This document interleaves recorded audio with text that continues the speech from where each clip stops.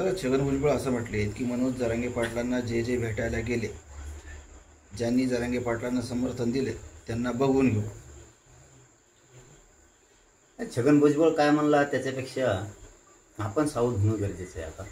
की तो जर आपल्या मराठीचे नेते आपल्याला सपोर्ट करत असले, ओबीसी बांधव आपल्याला सपोर्ट करत असले, त्यांना बघून घेऊ जर असं म्हणत असला, त्याला धडा शिकवा असं जर बोलत असला, तर मराठ्यांच्या लोकांनी सुद्धा जे जे आपल्या विरोधात जात आहेत नेते ओबीसीचे, त्यांना पण धडा शिकवणं आता गरजेचं आहे.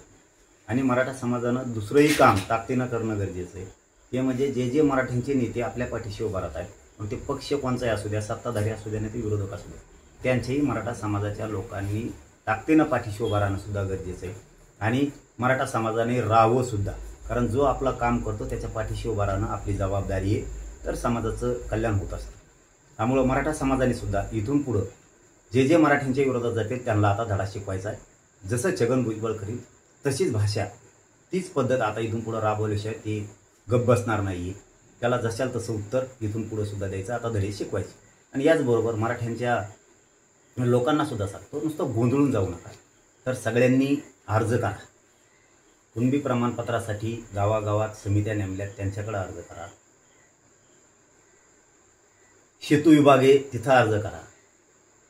तुम्हाला माहिती नसेल तर तहसीलदाराकडे विचारा, तिथं अर्ज करा. तुम्हाला चौथा पर्याय आहे, आपले नोंदी शोधणारे पोरं कोण आहेत, आपल्या गावात काम करणारे कोण आहेत, त्यांना विचारा अर्ज कसे करायचे, काय करायचे. नुसतं गोंधळून जाऊन उपयोग नाही आहे, नुसतं मोर्चाचा उपयोग होत नाही, आपण केलेल्या कामाचा उपयोग होत नाही. सगळ्यांनी अर्ज करणं खूप गरजेचं आहे.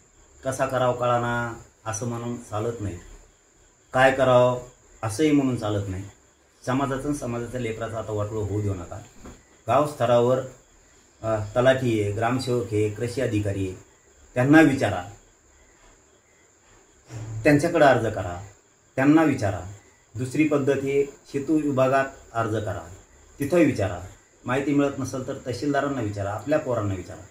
आणि चौथं काम असं की मराठवाड्यात जिथं जिथं मराठा सेवक आहेत आपले, तालुक्याचे म्हणतो आम्ही, गावचे नाही, तालुक्याचे, त्या सेवकांनी रविवारी 12 वाजेपर्यंत अंतरवाली द्या.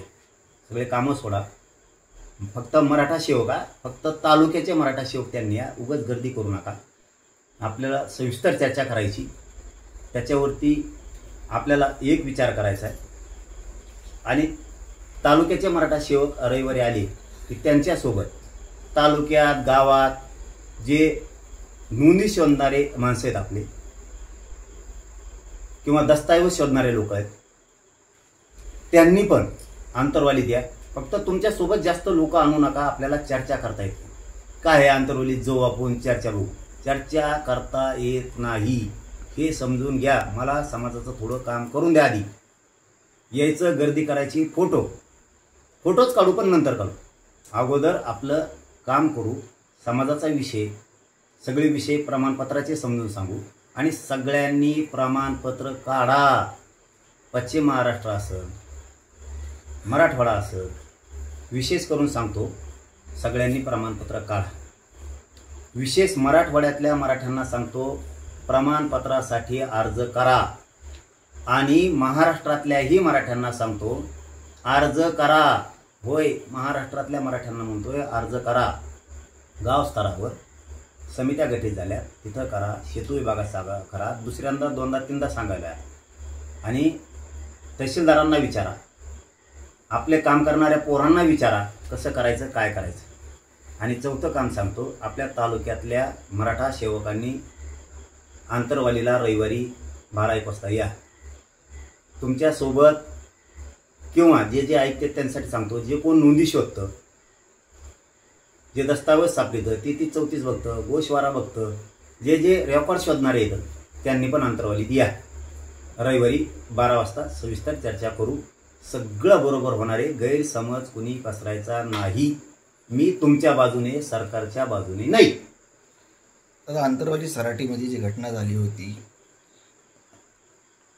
त्याआधी शरद पवारांच्या आमदारासोबत तुमची बैठक झाली आणि शरद पवारांमुळे तुम्ही मोठे झाले असं भुजबळ म्हणाले. आणि ते बरळवाडी ती ते जाऊन तिकडे भंगार आली बाबा, त्याचं काय घेऊन द्यायचं, ते एवढेच काही बरळतं कुंकडे बी, त्याच्यावर ध्यान द्यायचं नाही. त्यातला डोकं लावायचं नाही. ते आता वायाला गेलेले थोड्या दिवसात बघा तुम्ही लांब लांब हाती इंजेक्शन देणार आहे जनावरांचे त्याला. ते कामातून गेलं. ते ना ओबीसीचं आहे ना मराठ्याचं आहे ना कुणाचं आहे. ते फक्त स्वस्वार्थीय राजकीय स्वार्थासाठी ते काय पण करतं. विषय सोडून द्या, त्याच्याकडे लक्ष द्यायची गरज नाही. आपलं पुढं काय करायचं हे आपण लक्षात ठेवायचं. विरोधी पक्षातले नेते असोत, आमदार असोत, खासदार असोत किंवा सत्ताधाऱ्यातले आमदार खासदार मंत्री असोत, जो आपल्या बाजूनं बोलतो त्याच्या बाजूनं मराठ्यांनी ठाम राहायचं. जो आपल्यासाठी काम करतो त्याच्या पाठीशी उभा राहणं आपली जबाबदारी. ही आपण पार पाडायची. त्यांना उघडं पडू द्यायचं नाही. हे आपण काम करायचं. सगळं बरोबर होईल, व्यवस्थित होणार आणि आपण ते करून घेऊ. टेन्शन ताण घ्यायचा नाही, गोंधळून जायचं नाही. संयमानं सगळं करायचं. सगळे पश्चिम महाराष्ट्र मराठवाडा सगळं व्यवस्थित होईल. आरक्षणात जाईल. नाही गेलं तर सरकारला अडवायची ताकद आपल्यात आहे. त्यामुळे टेन्शन घ्यायचं नाही. सगळ्यांनी शांततेत घ्यावा. सगळ्या माहित्या गावागावात येतील. रविवारी आपल्या पोरांनी या तालुक्याच्या यांनी पण या जे नोंदी शोधतात त्यांनी पण आपण सविस्तर चर्चा करू. उद्या मी शक्यतो काही तज्ञाशी अभ्यासकांशी चर्चा करणार. ओके, धन्यवाद.